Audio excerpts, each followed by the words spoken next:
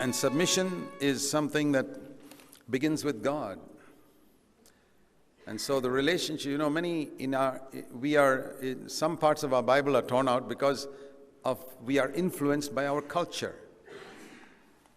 So we want to think of the husband and the wife and children. These are three things we want to think about. The first law of God or principle of God in marriage is the one commandment in the Bible that is written before sin came into the world. You know, when sin came into the world, it was Genesis chapter 3. But there's only one commandment in the Bible, only one, given before sin came into the world. And that's not the commandment to Adam, because that doesn't apply to us. There's another commandment for us, the only commandment in the Bible before sin came into the world. And that commandment is in the Genesis 2:24, which says, "A man shall leave his father and mother and be joined to his wife, and they shall become one flesh." And that was written at a time when Adam did not have a father and mother. So who was it written for? It wasn't written for Adam. It was written for us. "Therefore shall a man leave his father and mother and cleave unto his wife." And in Psalm 45 and verse 10, it says, "Listen, O daughter, to the wife, give attention. Forget your people and your father's house. So will your bridegroom, the king, desire your beauty." So there's a word for men and there's a word for women. Forget your father's house. That doesn't mean don't care for your parents. It means forget your attachment to them now. It doesn't mean a husband should not care for his parents. It means you should leave them emotionally, be attached to your wife. When it says to the wife, forget your father's house, it doesn't mean you don't care for them. It means you're now not attached to them. You're attached to your... I'll tell you this. If you don't obey God's laws, you're going to not have a proper foundation for your marriage. And a lot of unhappy homes, in India particularly, are because people don't obey this law. In Western countries, they leave their father and mother pretty early, long before they are married, but they have other problems which cause divorce there, that we come to later. But in India, one of the first problems is that when people get married, there's very little attachment to one another. It's probably because a lot of marriages are arranged. But arranged or not arranged, once you're married, your wife must be first, not your parents. Your parents may have more wisdom, and it's nothing wrong in consulting them, but decisions must be taken between you and your wife, between you and your husband. And you have to say, if you don't start from day one like that, now I'm not attached to my parents. I love them, I care for them. If they're in need, I'll help them. And if they are in financial need, you must send them money. They took care of you when you were in financial need as a baby and as a student. It's absolutely righteous for you to take care of them when they are old and they are in financial need, sure.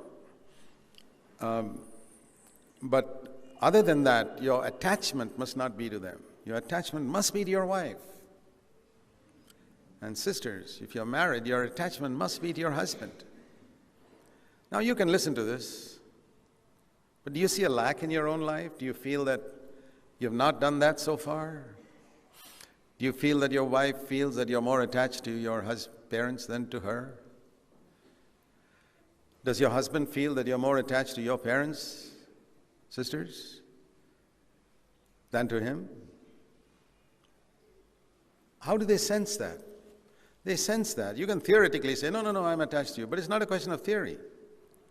It's a question of an actual practice. Is your husband first in your thinking? Is your wife first? It must be like that in human relationships. And the reason why it's not like that, let me tell you this. The reason why it is not like that is because most, even Christians in India, do not fear God enough to obey His laws. When I got married, the reason I decided that I'd be emotionally attached to my wife more than my parents was because I feared God. And I respected His laws. And I want to say I've been married 38 years and I'm very happily married. You obey God's laws, it only goes well with you. There's a verse in the Old Testament, I think it's Deuteronomy 4, which says, God says, oh, can you imagine God saying, oh, that my people would keep my laws so that it can go well with them. It's the cry of a father, seeing his children mess up their life and saying, I wish they would listen to me. I wish they would know that I, as God who ordained marriage, know better than them what is good for them, that they won't be so stupid to think that they know better than me. When I tell them leave father and mother, it's for their good. When I tell them forget your father's house, it's for their good. But they are so stupid and proud. They think they know better than me. God says, oh, I feel sad for them because I know they're going to mess up their life.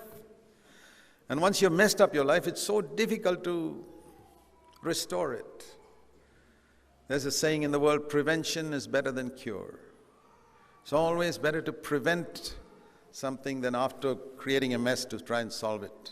So right from the beginning, those of you who are newly married are extremely lucky to hear these things from day one. Be attached to your wife, be attached to your husband more than to your relatives. By all means, care for them, help them, but remember Jesus. For 30 years, he was at home. And one day he left home. It was like getting married to his father now. And then when his mother came in the marriage of Cana, he said, woman, what have I got to do with you? His mother was absolutely shocked. Is this the one who always said, yes, mommy, yes, mommy, yes, mommy, for 30 years? Now turning around and saying, woman, what have I to do with you? Jesus is our example. You can't be more spiritual than Jesus. Put God first. You'll have a very happy marriage if you obey His laws. In Genesis chapter 1, before Genesis chapter 2, the earlier part of Genesis chapter 2, you see that God made Adam and Eve separately. He could have made them together. He could have made two lumps of mud, made two, man and woman, and breathed into both of them. Immediately they see each other. Why didn't He do it like that? He made Adam all alone. And you know, He made Eve some hours later. Because Adam, after he was made, he had to name all the animals and birds. Can you imagine how long that took? I mean, he must have done it at a pretty high speed because he was such an intelligent man. But still, it took some hours. It's only after that that Eve was created. So during those hours when Adam was alone without a wife, who did he have? Only God. And God was trying to tell Adam, you know, your number one necessity in life is me. I'm your number one necessity. Never forget that. And value me more than your wife. And that's important. And then some hours later, He made Eve. And she was also alone with him, with God, for some time before God took her to Adam and said, she never even knew there's such a person called Adam. So the lesson we learn from that is God wants to have a personal relationship with you. The first thing in the morning, He wants to meet with you before you meet your wife. First thing in the morning, sisters, He wants to meet with you before you meet your husband. Not just as in terms of time, but in terms of priority is more important.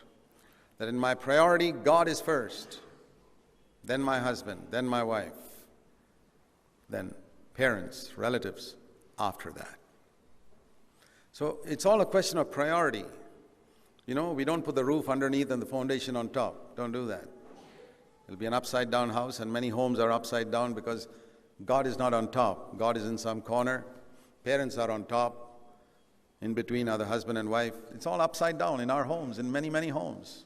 But then you'll have an upside down relationship. But if you follow God's laws of building the home, it's like building a house, put the foundation underneath and the roof on top. So put priorities, put that which is most important. And you have to leave before you can cleave. And if the leaving of parents is improper, the cleaving will also be improper. Remember that. If you've made a mistake in the past, now is the time to rectify it. It's not too late. You can start now and say, well, I want Jesus to be between me and my husband, me and my wife, and I want to have a very happy relationship.